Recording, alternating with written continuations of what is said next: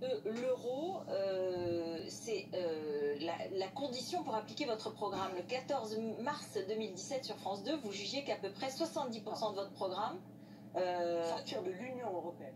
Non, de votre programme ne pouvait être mis en œuvre dans le cadre de l'Union européenne et de l'euro. De l'Union européenne. Et de l'euro.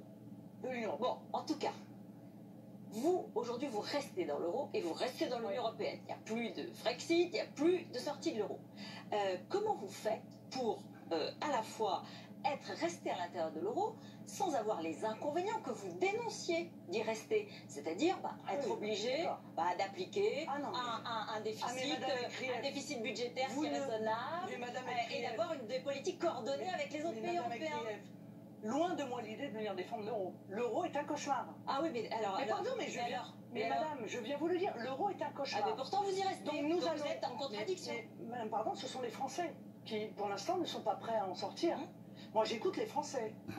Les Français nous ont dit on n'est pas prêts pour l'instant à en sortir. Mais ils sont convaincus des effets très néfastes de cette monnaie. On sait très bien, il y a même une étude allemande qui dit que ça a fait perdre 56 000 euros par Français, bébé compris, depuis la création de l'euro jusqu'à aujourd'hui. Donc c'est un drame pour notre compétitivité. Mais il y a probablement des moyens, et je les ai énoncés dans notre projet, un projet très sérieux, très documenté.